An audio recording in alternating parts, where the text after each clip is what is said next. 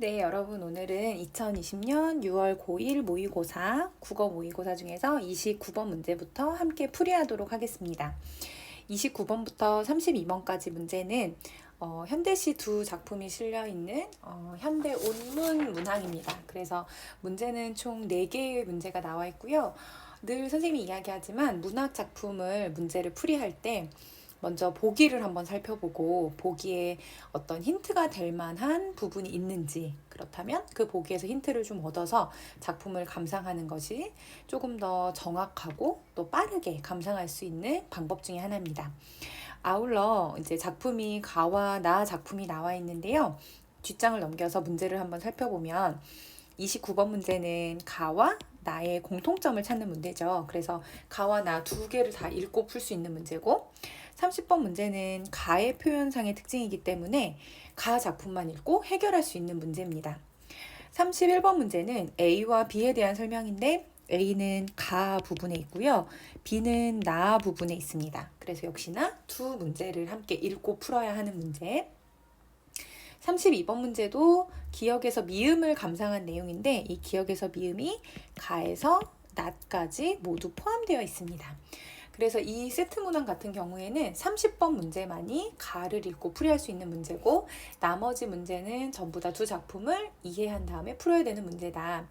그래서 선생님은 이제 작품을 먼저 해석을 하고, 그리고 29번 문제부터 차분히 살펴볼 텐데, 만약에 여러분이 이 문항을 모의고사에서 만나게 된다면 32번 보기를 먼저 보면서 작품의 해석에 대한 힌트를 얻고, 그 다음에 가 작품을 감상하고, 그리고 30번 문제를 먼저 해결한 후에, 그리고 나 작품을 보고 29번 문제, 31번 문제, 32번 문제 이렇게 해결하면 조금 더 시간을 빠르게 줄여서 풀 수 있겠습니다. 그렇다면 32번에 보기 먼저 한번 살펴볼까요? 자, 두 시는 모두 봄을 소재로 한 작품이다. 그러면 우리가 작품을 아직 보지 않았어도 이 작품에 대한 이제 좀 힌트를 얻을 수 있다는 거죠. 해석의 여지를. 가는 숲을 배경으로 해서 하늘, 해, 하늘, 나무, 꽃, 흙 등이 어우러지는 조화로움을 보여준다. 가에서는요, 봄을 소재로 했는데 이런 자연물들이 어우러지는 조화를 보여주는 작품이고, 나는 보리밭이 펼쳐진 시골을 배경으로 봄날의 정감을 표현하고 있다고 했습니다. 둘 다 봄의 어떤 풍경, 그 다음에 가에서는 조화로움, 나에서는 어떤 정감, 이런 것들을 이제 표현해줬다고 했어요. 이 시에서는 들, 보리, 꾀꼬리, 산봉우리 등으로 화자의 시선이 옮겨간다. 즉, 시선의 이동을 통해서 작품이 전개된다. 이 정도까지도 우리가 힌트를 얻고 작품을 좀 살펴볼 수 있겠습니다. 그러면 앞으로 넘겨서 선생님과 정현종의 초록 기쁨 봄숲에서부터 좀 살펴볼 텐데, 현대시를 해석할 때 항상 어려움이 그건 것 같아요. 현대시는 특히 현대시뿐만 아니라 모든 운문들이 이렇게 수학 공식이나 아니면 문법처럼 어떤 구절 하나가 객관적 의미로 해석이 되지는 않습니다. 시인이 의미하는 바가 있을 수 있고, 그 다음에 또 그 작품을 감상하는 독자의 시선에 따라 해석이 조금씩 달라지기도 해요. 그렇기 때문에 딱 객관적인 해석을 우리가 이거의 정답이 뭐야, 이 문장의 정확한 뜻이 뭐야 라고 문법이나 이런 부분을 접근하는 것처럼 이 작품을 감상한다면 문제를 푸는 것도 당연히 어렵고요. 작품을 이해하는 데도 좀 어려움이 있어요. 그래서 최대한 작품에서 화자가 말하고자 하는 감정이 무엇인지, 지금 분위기는 좀 어떤지, 이런 것들을 상상력을 통해서, 물론 작품의 구절에 근거한 객관적 상상력이어야겠죠? 그런 상상력을 좀 최대한 발휘해 보면서 그 이미지와 느낌, 그 다음에 분위기를 찾으려고 애쓰는 것이 조금 더 도움이 됩니다. 이 구절은 정확하게 무슨 뜻이지? 이렇게 접근을 하면 오히려 조금 어려울 수 있어요. 즉, 논리적으로 맞지 않는 표현이 문학작품에서는 더 부드러운 어조로 문학적 상상력으로 표현이 되거든요. 그래서 그 부분을 조금 유의해서 선생님과 함께 이해해 보도록 하겠습니다. 자, 작품의 제목에는 그 작품의 주제를 응축하는 경우가 많아요. 여기서도 보면 초록 기쁨 봄숲에서 이렇게 나와 있죠. 그래서 봄숲이란 우리가 이제 아까 보기에서 봤기 때문에 이게 봄날의 전경을 배경으로 한다라는 걸 알고 있고, 이 공간적 배경이 되겠죠, 봄숲이. 그다음에 거기서에 나오는 정서가 기쁨인가 봐요. 그리고 우리가 보통 초록색은 뭔가 이제 생기 있는 모습을 나타내주는 색채로서 보통 봄날에 많이 사용하는 색채이기도 하죠. 막 푸릇푸릇 새싹도 나오고 이제 그 앙상했던 가지에 나뭇잎도 이제 생기기 때문에, 그래서 이런 어떤 봄날에 초록초록한 기쁨을 노래한 작품이지 않을까. 그러니까 아주 긍정의 느낌이 물씬 나는 작품이지 않을까를 이해하고 작품을 살펴보면 좋을 것 같습니다. 자, 1년부터 한번 보죠. 해는 출렁거리는 빛으로 내려오며 제빛에 겨워 흘러넘친다. 모든 초록, 모든 꽃들의 왕관이 되어 자기의 왕관인 초록과 꽃들에게 웃는다. 비유의 아버지답게, 초록의 샘답게 하늘의 푸른 넓이를 다해 웃는다. 하늘 전체가 그냥 기쁨이며 신전이다. 해여 푸른 하늘이여, 그 빛에 그 공기에 취해 찰랑대는 자기의 즙에 겨운 공중에 뜬 물인 나뭇가지들의 초록 기쁨이여. 흙은 그리고 깊은 데서 큰 향기로운 눈동자를 굴리며 넌지시 주고받으며 싱글거린다. 오, 이 향기, 싱글거리는 흙의 향기, 내 코에 댄 깔때기와도 같은 하늘의 향기, 나무들의 향기. 네, 뭐 이런 작품인데 읽으면서 여러분 머릿속에 떠오르는 장면 중에 선생님은 해도 좀 있었으면 좋겠고, 그 다음에 이렇게 초록의 나무가 이렇게 그 햇빛을 이렇게 받고 있는 그런 이미지도 좀 상상을 했으면 좋겠고, 그리고 밑에 아주 뽀얗고 그 톱톱한 갈색의 예쁜 흙들이 막 이렇게 좀 깔려있는 장면도 상상을 했으면 좋겠는데, 여러분 이미지 속에서는 그런 것들이 잘 떠오를지 모르겠어요. 이제 구체적으로 한번 살펴보죠. 자, 해는 출렁거리는 빛으로 내려온대요. 해가 이제 대상이 됐습니다. 화자가 해를 바라보고 있어요. 출렁거리는 빛으로 내려와요. 하늘에서. 선생님이 그림을 잘 못 그리지만 최대한 이해를 돕기 위해서 한번 그려보도록 하겠습니다. 자, 해는 출렁거리는 빛으로 이렇게 만물을 비추겠죠. 이제 빛으로 내려오면 제 빛에 겨워 흘러넘친다. 여기서 이 흘러넘친다라는 문구가 뭐 너무 과해서 막 넘친다 이런 뜻이라기보다 제 빛에 겨워서 이렇게 아주 가득한 해빛이 가득하게 온 세상에 펼쳐 있는 모습이라고 생각하면 좋을 것 같고, 모든 초록, 모든 꽃들의 왕관이 되어. 자, 이 해가 지금 모든 초록과 모든 꽃들의 왕관이 이렇게 돼가지고 있답니다. 뭐 예를 들면 밑에 이렇게 나무도 있을 수 있고, 그 다음에 뭐 이렇게 꽃도 피어 있을 수 있겠죠. 근데 이제 여기에 이 햇빛이 내려쬐는 모습을 이렇게 우리 햇빛이 반짝반짝 하잖아요. 근데 그 반짝반짝한 모습을 이렇게 이제 왕관이라고 표현하지 않았을까 생각을 하는 거죠. 햇빛이 어떤 나무와 꽃에 반짝반짝거리는 왕관이 돼서 또 자기의 왕관인 초록과 꽃들에게 웃는데요. 자, 지금 해가 이런 자연물을 막 비춰주고 있는데 그 모습을 뭐라고 표현했냐? 웃는다라고 표현했습니다. 이 해가 내리쬐는 모습을 화자는 웃는다고 표현했어요. 비유의 아버지답게, 초록의 샘답게. 자, 이 해를 뭐라고 표현했냐면 비유의 아버지답게 웃는다. 초록의 샘답게 웃는다. 아마도 화자는 이 해가 비유의 대상이 많이 되기도 하고, 어떤 그 초록의 색채를 이제 이렇게 나타나게 하는 샘의 역할을 한다고도 봤나 보죠. 하늘의 푸른 넓이를 다해 웃는다. 하늘 전체가 그냥 기쁨이며 신전이다. 자, 이렇게 햇빛이 내리쬐는 이 모든 공간을 뭐라고 표현했냐면 이거 자체로 그냥 기쁨이다. 기쁨이다. 그리고 신전이다. 이렇게 표현을 했습니다. 아주 뭔가 밝고 긍정의 기운이 가득한 곳. 해여 푸른 하늘이여, 그 빛에 그 공기에 취해 찰랑대는 자기의 즙에 겨운 공중에 뜬 물인 나뭇가지들의 초록 기쁨이여. 자, 이 햇빛이 이제 나뭇가지들에게 빛을 쫙 내려 보내주죠. 그거를 초록 기쁨이라고 이제 표현을 한 거예요. 여기에서 해여 푸른 하늘이여, 이런 말투를 우리 영탄적 표현이라고 이야기도 하죠. 계속 보겠습니다. 그리고 이제 시선이 흙으로 바뀌어요. 네. 흙은 그리고 깊은 데서 큰 향기로운 눈동자를 굴리며 넌지시 주고받으며 싱글거린다 라고 이야기했습니다. 이렇게 이제 땅 안에 이렇게 이 아래는 이제 흙이 있겠죠. 근데 그 흙을 어떻게 표현했냐면 깊은 데서 향기로운 눈동자를 굴린대요. 있으면 눈동자를 왔다 갔다 이렇게 이제 굴리면서 넌지시 주고받으며 싱글거린다. 네, 이제 해가 웃는다면 흙 밑에서 싱글거린다 이렇게 표현을 한 거죠. 오, 이 향기, 싱글거리는 흙의 향기. 그래서 이제 향기를 이야기했어요. 이 흙의 향기, 내 코에 댄 깔때기와도 같은 하늘의 향기, 나무들의 향기. 앞서 언급했었던 흙이라든지 하늘이라든지 나무들이라든지 이런 것들을 향기로 다 한 번씩 언급을 해준 거죠. 그래서 뭔가 후각적 이미지를, 그러니까 봄날의 그 향기들을 우리가 떠올릴 수 있게끔 후각적 이미지를 활용하고 있고, 앞에서 오, 이 향기에서도 우리는 어떤 영탄의 어조를 좀 확인할 수가 있습니다.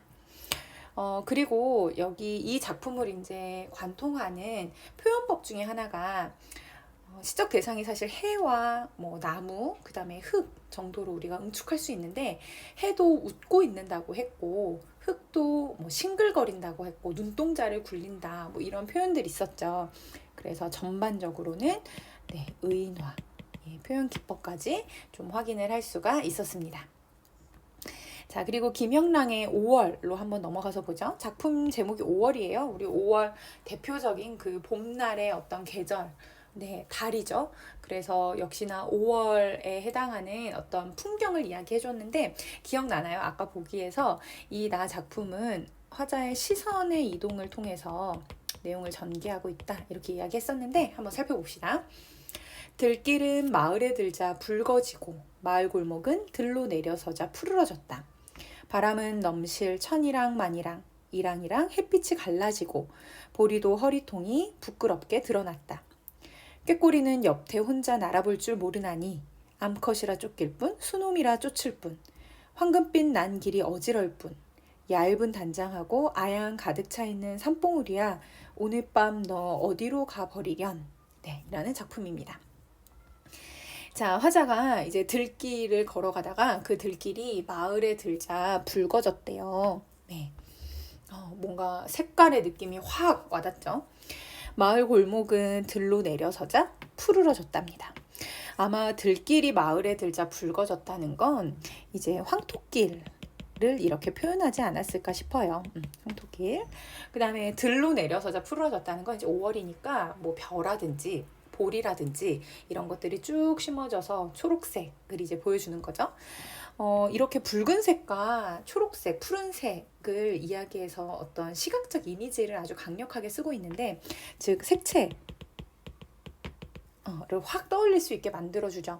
근데 그 중에서도 붉은색과 푸른색은 서로 상반되는 보색이라서 우리가 이런 것들은 색채 대비를 통해 더 강력한 인상을 준다. 뭐 이렇게 이야기를 합니다. 앞서서도 초록이라는 이야기가 계속 나왔었어요. 우리 초록 기쁨에서도 보면 초록의 샘답게, 초록과 꽃들에게 뭐 이런 표현이 있었죠. 그래서 가시에서도 색채를 드러내는 이미지들을 많이 쓰고 있었는데, 나에서도 이렇게 색채를 드러내는 이미지들을 잘 활용하고 있습니다. 자, 머릿속에 한번 상상해 보세요. 들길은 붉은 황토길이고 그 들 안에는 또 이렇게 푸르게 뭔가 모든 보리가 막 심어져 있는 모습. 바람은 넘실 천이랑 만이랑. 여러분, 이랑이라는 표현을 알까 모르겠어요. 시골에 가면 우리 농작물 심을 때 그냥 평평한 땅에다 심는 게 아니라 모 같은 경우에는, 그 벼 같은 경우에는 그 문온에다가 심지만, 밭에 가보면 혹시 이렇게 생긴 거 본 적 있을까요? 흙을 이렇게 도톰하게 쌓고 그 다음에 아래는 좀 이렇게 온폭하게 만들어요. 땅을 옆면에서 봤다면. 그래서 이 도톰하게 싼 흙 위에다가 뭔가 이렇게 농작물을 이제 심는 거거든요. 네, 이렇게. 그리고 보통 이제 여기가 이렇게 검은색 비닐봉지로 이렇게 덮여 있죠. 그러면 비가 왔을 때 이렇게 물은 여기로 흘러가고 여기는 이렇게 이제 물이 아래로 잘 빠지는 이런 형태가 되어 있는데, 요때 요 그 볼록한 부분을 이랑이라 그러고 요 아래 움푹 꺼진 부분을 고랑이라 그래요. 그래서 바람이 넘실 불면 이 이랑이 이렇게 수천 개가 들에 쫙 있는 모습, 거기에서 그 볼이나 벼가 바람 한번 불면 옆으로 휙 이렇게 넘어가는 그 모습을 이제 넘실거린다, 마치 물결이 넘실거린다 이렇게 표현을 한 거죠. 천이랑 만이랑 그 이랑이 햇빛이 갈라지고, 즉 바람에 보리가 막 이렇게 흔들리는 모습이에요. 그랬더니 보리도 허리통이 부끄럽게 드러났다. 아마 선생님이 이제 그림을 잘 못 그리는데 자꾸 그려서 미안합니다. 보리가 보면 이제 이렇게 보리가 있다면 바람이 불어서 이게 이렇게 이제 휘어지겠죠? 옆으로. 네, 바람이 불어서 옆으로 이렇게 휘어졌다면 요 옆으로 휘어져서 이렇게 휜 부분을 뭐라고 표현한 거냐면 허리통이 부끄럽게 드러났다 이렇게 표현한 거예요. 의인화이기도 하고, 허리에 보리통이 부끄럽게 드러났다.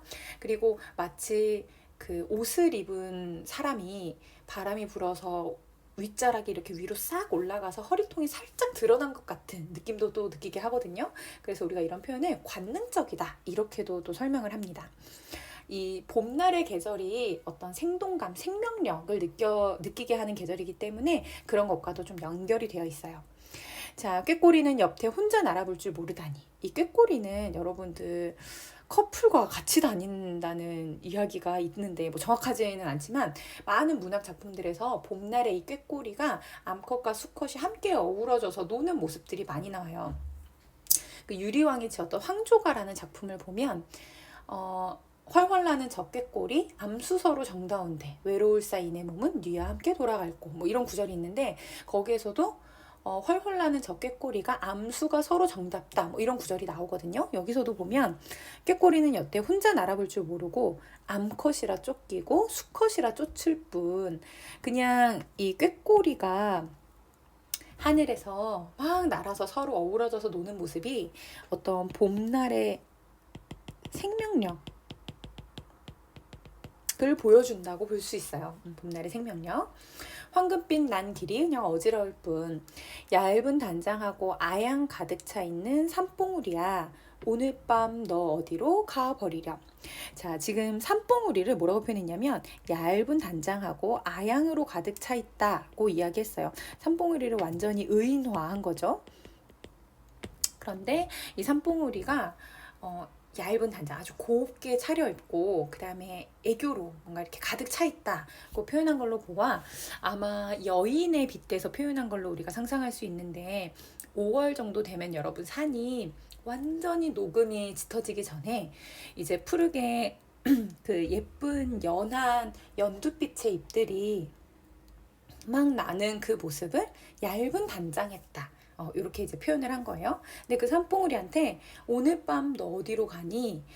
밤에 너 어디로 가니? 하고 이렇게 이제 말을 건 겁니다. 그러면 우리 아까 이 5월이라는 작품에서는 시선의 이동이 있다고 했었죠. 자, 시선의 이동이 어디로 이어졌었냐면 들, 보리, 꾀꼬리, 산봉우리 이렇게 있었어요. 그럼 한번 표시를 해보면 진짜 시선의 이동이 그렇게 갔는지. 자, 할게요. 들, 그 다음에 보리, 그 다음에 꾀꼬리, 그 다음에 산봉우리. 네, 시선이 이렇게 이동하면서 내용을 전개하고 있다고 볼 수 있겠습니다. 자, 선생님이랑 문제 한번 살펴볼게요. 가와나의 공통점으로 가장 적절한 것은 29번입니다. 1번, 화자가 인식한 사물의 특징에서 삶의 교훈을 끌어내고 있다. 두 작품은 모두 봄날의 어떤 풍경, 조화로움, 어떤 이런 정감, 이런 걸 표현한 건데 교훈을 나타내주는 건 아니죠. 네. 2번, 이상과 현실을 대비시켜 이상에 대한 화자의 염원을 나타내고 있다. 자, 내가 꿈꾸는 곳은 이런 곳인데 현실은 이런 곳이야. 이걸 서로 대비시키지 않았어요. 그냥 봄날의 풍경이죠. 3번, 과거와 현재를 교차시켜 현실의 삶에 대한 반성의 태도를 나타내고 있다. 과거와 현재가 나오나요? 아니요, 과거는 등장하지 않는데 지금 그냥 그 봄날의 모습을 이야기하고 있죠. 4번에 자연물에 인격을 부여하여 화자가 자연과 교감하는 모습을 보여주고 있다. 인격을 부여했다는 게 의인화죠. 네. 그러면 가에서도 인격 부여했죠. 해가 웃고 흙이 싱글거린다. 그 다음에 나에서도 보리가 허리통을 드러냈다. 얇은 단장을 하는 그 산봉우리야, 너 오늘 밤 어디로 가니? 뭐 이렇게 이야기한 부분에서 자연과 교감, 자연과 함께 어우러지는 모습을 나타내주고 있습니다. 그래서 정답은 4번이에요. 5번, 자연의 모습을 부각하여 자연에 합일되지 못하는 인간의 고독감. 자연은 저런 모습인데 나는 그 자연과 하나가 되지 못해서 나 외로워. 이런 부분은 전혀 드러나지 않습니다. 30번, 가의 표현상 특징에 대한 설명으로 적절하지 않은 걸 고르라고 했어요. 1번, 문장 부호를 활용하여 호흡의 흐름을 조절하고 있다. 선생님이 옆에다 하나를 더 띄워서, 네, 지금 우리가 12쪽이죠? 네, 이렇게 한번 같이 살펴보도록 하겠습니다. 자, 문장 부호를 활용하여 호흡의 흐름을 조절하고 있다고 했는데, 여러분 여기 보이시나요? 네, 웃는다, 해요, 하늘이요, 그 빛에, 이렇게 지금 문장 부호를 활용해서, 쉼표를 활용해서 호흡의 흐름을 조절하고 있죠. 이 쉼표가 있으면 그 부분에서 한번 이렇게 쉬었다가 읽게 되거든요. 1번은 적절합니다. 2번, 반어적 표현을 사용하여 숨은 의미를 나타내고 있다. 반어적 표현이라고 했는데 이 가 작품에서는 반어가 드러나진 않아요. 말하려는 바와 반대되는 표현, 반어적 표현은 없기 때문에 정답은 2번. 3번, 동일한 시어를 반복해서 의미를 강조하고 있다. 동일한 시어 반복, 선생님 여기 딱 보이는데요. 오이 향기, 향기, 향기, 향기, 이런 게 동일한 시어, 단어를 반복한 거죠. 4번에 감각적 이미지로 대상에 대한 인상을 표현하고 있다고 했는데, 이 감각적 이미지가 여러분 뭐냐면 감각을 활용해서 드러낼 수 있는 이미지라고 생각하면 좋을 것 같고, 우리가 쉽게 얘기해서 감각으로 인지할 수 있는 그 것들이 뭐 시각, 후각, 미각, 촉각, 청각 이런 것들 있죠. 그리고 이제 합쳐져 그 감각을 섞어서 표현하는 걸 공감각적이라고 하는데, 여기에서는 지금 감각적 이미지 중에서도 어떤 해의 반짝거리는 모습, 초록의 느낌 이런 것들로 인해서 시각적 이미지도 아주 잘 쓰고 있고요. 그 다음에 마지막에 이 흙의 향기라고 이야기함으로써 후각적 이미지도 아주 잘 활용하고 있어요. 그래서 감각적 이미지로 인상을 표현해주고 있는 거 맞습니다. 5번에 영탄적 표현을 사용하여 화자의 정서를 나타내고 있다고 했는데, 영탄적 표현, 네, 이런 부분 있죠. 해요, 푸른 하늘이요 라든지 아니면 이 향기, 뭐 이런 부분들이 네, 영탄적 표현임을 확인할 수가 있습니다. 31번에 A와 B에 대한 설명으로 가장 적절한 거 고르라고 했어요.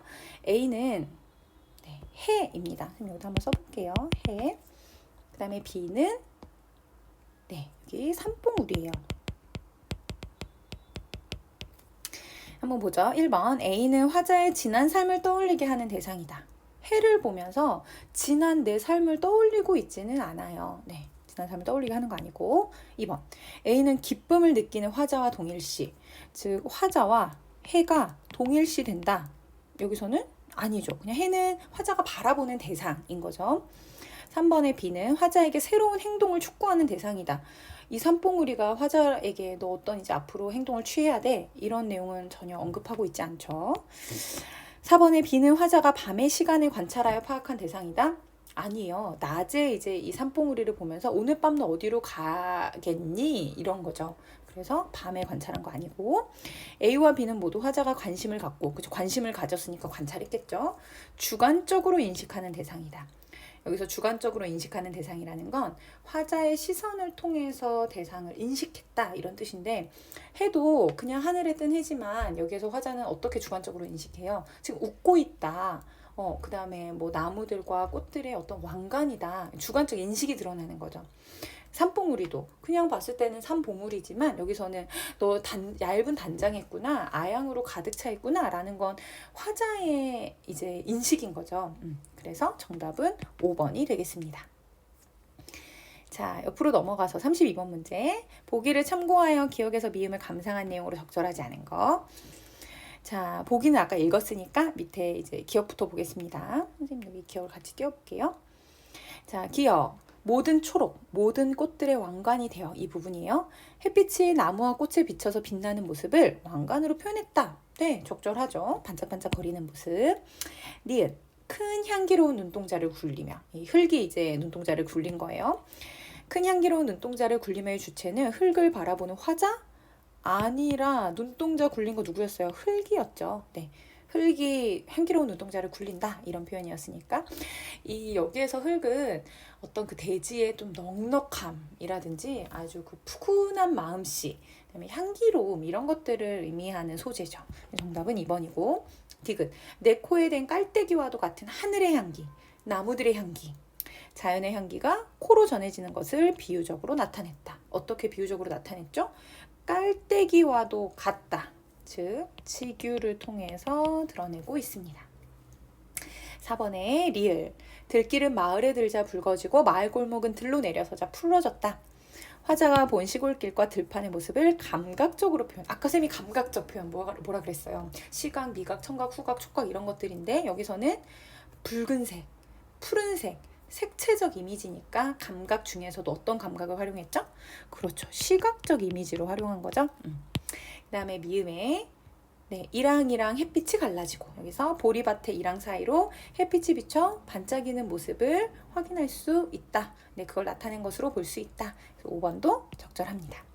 네, 오늘 수업은 여기까지 하고 마무리하겠습니다.